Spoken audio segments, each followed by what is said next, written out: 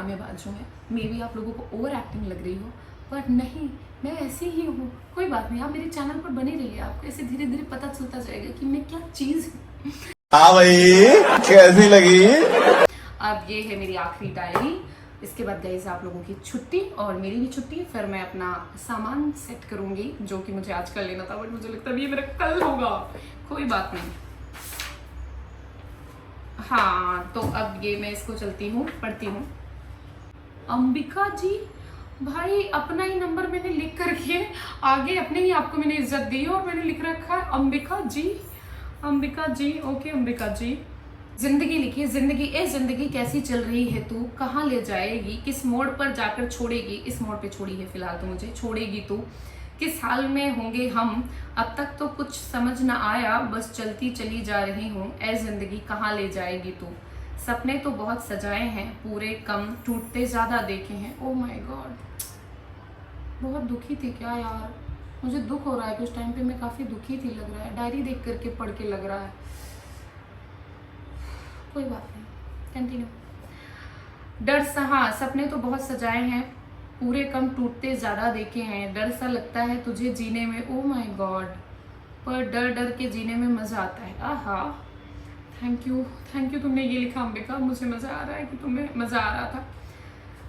जरा तेजी से चल, अच्छी नहीं लगती मुझे ये तेरी दुनिया। ये क्या बात हुई यार, अभी अभी तो बोला कि मजा आ रहा है, फिर बोल रही है कि अच्छी नहीं लगती दुनिया।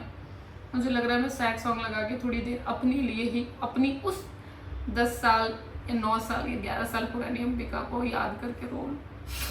कोई बात नहीं। सच्चे कम झूठे ज्यादा हैं, अच्छे कम बुरे ज्यादा हैं, या तो जीना सिखा दे या तो मुझे ले चल इस दुनिया से। मुझे लगता है मैं डिप्रेशन में थी तब, क्योंकि बार बार मैं कह रही हूँ दुनिया ले चल, ये हो जाए वो हो जाए। कोई बात नहीं, अपना मजाक नहीं उड़ाते। ए जिंदगी नहीं जीना मुझे तेरी दुनिया में, या तो मुझे संभलना सिखा दे या फिर मुझे संभाल ले। पर सुन, कभी कभी तू अच्छी लगती है। एक तो ये तू तड़ा करके मुझे बात करना आता नहीं था और अभी भी नहीं आता और मुझे पसंद भी नहीं पर्सनली, बट पता नहीं कैसे इसमें मैंने तू करके लिखा है, बट ठीक है, को लिखने का एक तरीका होता है। कभी कभी तू अच्छी लगती है तो जीने को जी चाहता है, कभी कभी तू इतनी बुरी लगती है कि जी चाहता है कि हमेशा के लिए जीना छोड़ दूँ। अच्छी कम बुरी ज़्यादा लगती है तो ए ज़िंदगी कहाँ ले जाएगी तो। समझ सकती हूँ, क्योंकि मैं तब नई नई मुंबई आई थी और काफ़ी अकेली थी, तो परिवार से दूर थी, तो ऐसा लिखना लाजमी है। इट्स ओके, कोई बात नहीं। ओ, कभी कभी लोग कहते हैं सब भगवान करता है, तो कभी कभी लोग कहते हैं समय आने पर, और ये सुना है कि लोग कहते हैं कि आपके यहाँ हाँ भगवान के यहाँ देर है अंधेर नहीं है। तो यार अब और कितनी देर लगाओगे आप, मतलब इंसान की जब पूरी सहनशीलता खत्म हो जाएगी तब जब इंसान जिंदा लाश बन जाएगा तब आपको तो बड़ा मजा आता हो। ये मैं एक्चुअली भगवान से कंप्लेन कर रही हूँ, तो इसलिए मैं लिख रही हूँ आपको तो बड़ा कंप्लेन, मतलब ऐसा लिख रही हूँ, आपको तो बड़ा मजा आता होगा ना गेम खेलने में। अब क्या बोलूँ, कुछ समझ में नहीं आता। ये मैं ईश्वर से कंप्लेन कर रही थी। और क्या लिखा है, जब मेरे सर में गांठ पड़ने लगी तब मुझे लगने लगा कि शायद अब मैं कुछ ही दिन की मेहमान हूँ। ओह अच्छा, हाँ बीच में जब मैं मुंबई आई थी तब ऐसे कुछ टच कर रही थी, तो मेरे एक सर में गांठ आया था और उस टाइम पर मैंने किसी से बताया था तो किसी ने बहुत डरा दिया था और मैंने भी ऐसा रियलाइज़ कर लिया था कि अब मैं जा रही, टाटा बाय बाय। तो मैंने लिखा था कि जब मेरे सर में गांठें पड़ने लगी, गांठें मतलब 2-3 आ गई थी ऐसे यहाँ ऐसे करके, बट बाद में मैंने दिखाया तो ऐसा कुछ खास था नहीं, वो सिर्फ देखा, किसी को बताया, किसी ने मुझे डराया, मैं भी काफ़ी डर गई और यू नो गाइस जैसे लिखी तो काफ़ी डिप्रेस थी, तो और सोच लिया मैंने।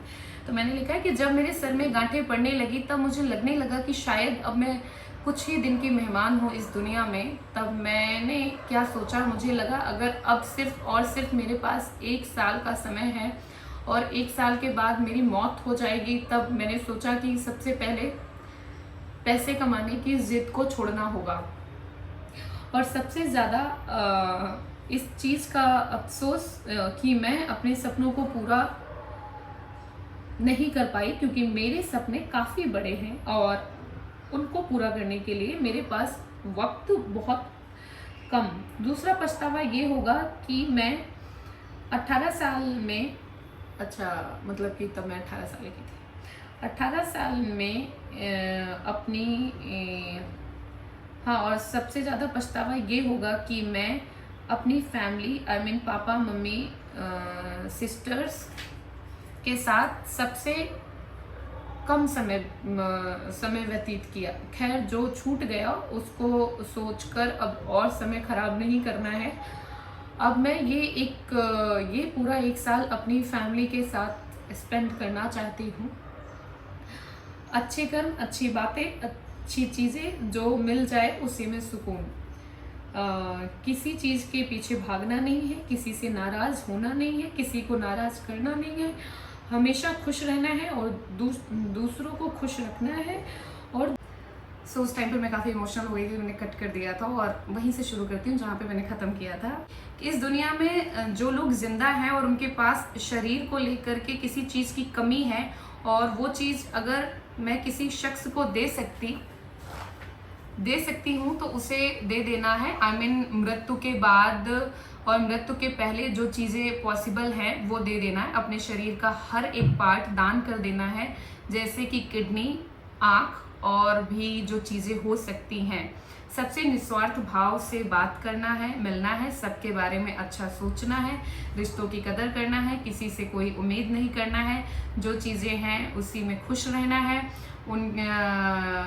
हर एक ख्वाहिश पूरी कर देना है जो आपके आसपास हैं। मेरे जाने के बाद अकेला घर वाले नहीं फील करना चाहिए, खुश रहेंगे जितना मेरे पास होगा। और यही सेम चीज़ पता नहीं क्या क्या लिखा है कि फैमिली के लोगों के साथ खुश रहना है, ये वो। और मैं जब इस दुनिया से जाऊं तब सब मेरे पास हो, कुछ जोक की बातें हो रही हो, मतलब मजाक की बातें हो रही हूँ, ताकि सब हंसते रहें और मैं हंसते हंसते जाऊं।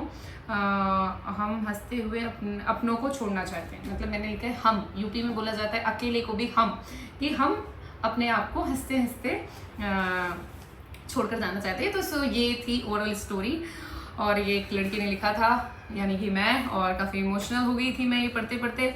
उसके बाद इस डायरी में अब कुछ खास है नहीं, जो भी आगे कुछ है तो वो मैंने रूटीन लिख रखा है कि संडे के दिन ये ब्रेकफास्ट करना, मंडे के दिन ये डिनर लंच ये वो, और आगे कुछ है तो वो है मेरे सपने जो पूरे हो जाएंगे वो मैं आपको बताऊंगी। चलो पूरा बॉक्स खाली हो गया है और होपफुली मैं नेक्स्ट वीडियो में बताऊं कि घर लेना यहाँ पर कैसे होता है, क्या होता है, क्या क्या करना पड़ता है, क्या क्या डॉक्यूमेंट्स लगते हैं, कितना रोकड़ा लगता है और कैसे मिलता है कैसे नहीं मिलता है, बहुत सारी चीज़ें। और एरिया वाइज भी मैं बता दूंगी कि किस एरिया में क्या बजट चल रहा है, क्या नहीं चल रहा है, ऐसी बहुत सारी चीज़ें जो मैं आपको नेक्स्ट वीडियो में बताऊंगी। और इसी के साथ अब मैं लेती हूँ विदा, क्योंकि मेरे घर का पूरा सामान फैला हुआ है और मुझे सेट करना है। Thank you so much again ये वीडियो पूरा देखने के लिए। होपफुली आपको पसंद आया हो, होपफुली आपको पसंद ही आया हो। और अगर कुछ ना अच्छा लगा हो तो प्लीज़ आप मुझे बेझिझक कमेंट कर सकते हैं और मिलती हूँ नेक्स्ट ब्लॉग में। Thank you so much guys.